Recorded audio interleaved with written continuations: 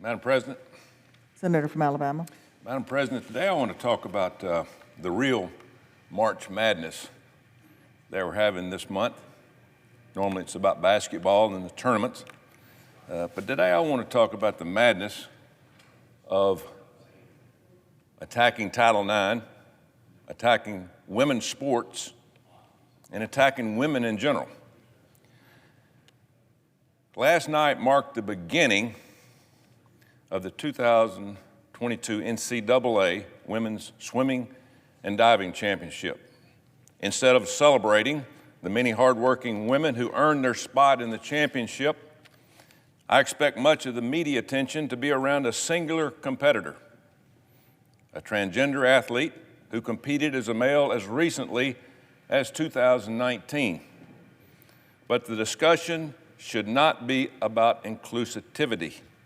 It should be about fairness. I've spoken about this issue before, and last March actually forced a vote on the amendment that would have prevented federal funds from going to educational institutions that allowed biological males to compete in women's athletics.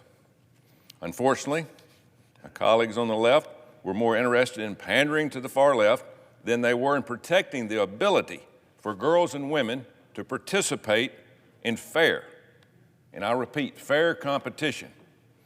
They refused to support my amendment. Now, I would argue that by allowing biological males to compete in women's athletics, Democrats have set serious efforts for women's equality back by decades. And ultimately, this will have the effect of discouraging many young women from participating in sports. In a recent article, two parents of a current collegiate athlete said, quote, "I think the NCAA needs to change its policies and find a way to include transgender women without trampling all over biological women." I agree. Well, the NCAA has been silent. They have failed to take decisive action in ensuring a level playing field for all of women. And so now, Congress must act to do so. This is why I joined Senator Mike Lee and 16 fellow colleagues in introducing the Protection of Women and Girls in Sports Act of 2021.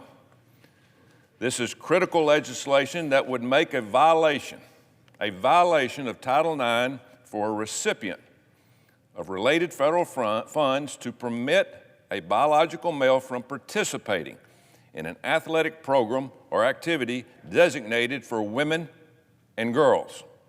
The bill would also establish the definition of sex in Title IX as based solely on a person's reproductive biology and genetics at birth.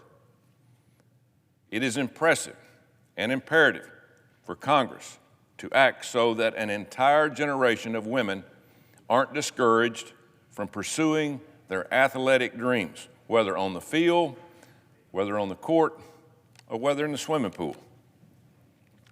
As some of the most talented female swimmers in the country prepare to compete over the next few days, it would be wrong not to call out the inherent unfairness in allowing a biological male to participate in several women's events.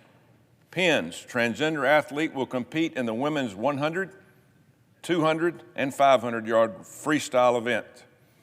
Just a few short years ago, this athlete was competing in men's collegiate swimming events.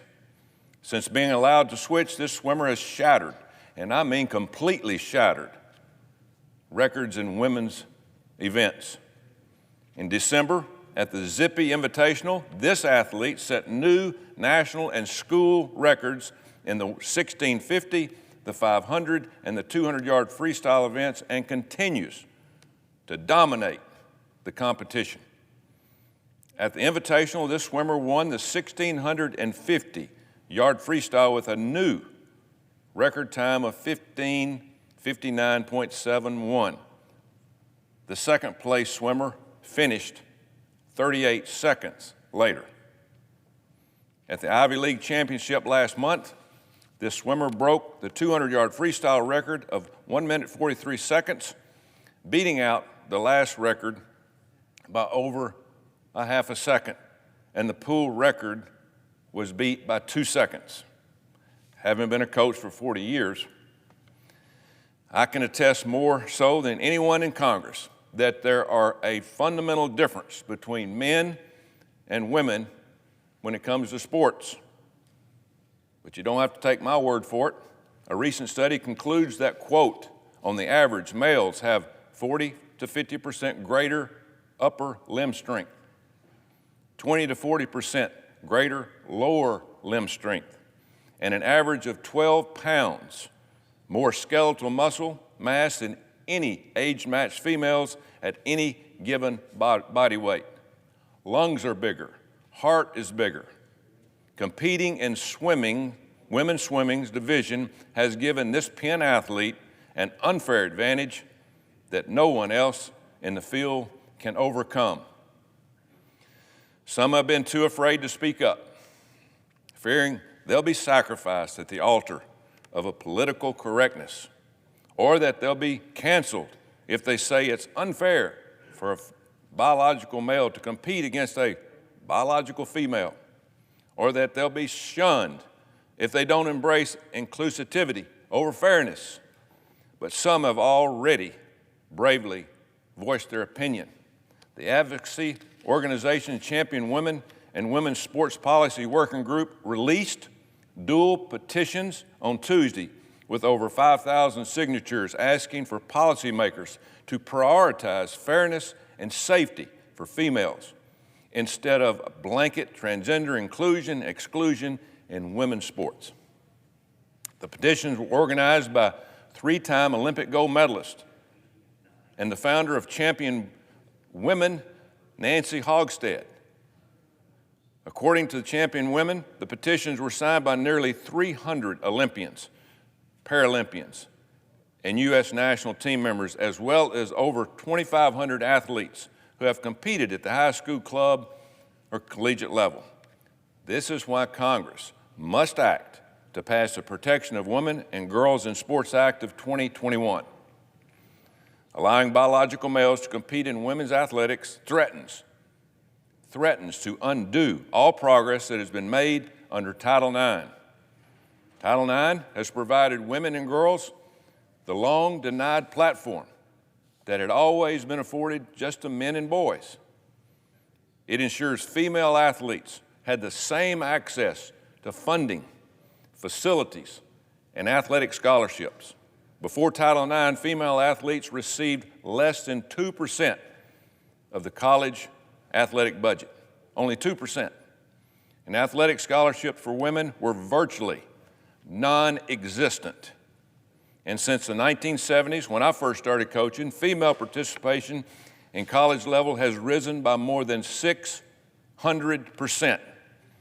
So this week, the NCAA's championships will once again emphasize that the debate is not limited just to the halls of Congress, but one that we're seeing play out across the country. It is an undeniable fact that biological males have a physiological advantage over females. A fact. So let me be clear. The question here is not should we be inclusive and supportive of all athletes. It is how. The first step the Senate can take is to address the wrong that the NCAA has allowed to happen is to pass S-251. There is an attack on women's sports. In the long run, there's an attack on women in this country. It has to stop, and it has to stop now. So I ask my colleagues to stand up for America's female athletes and women all throughout this country and support these efforts to preserve women's sports. I yield the floor.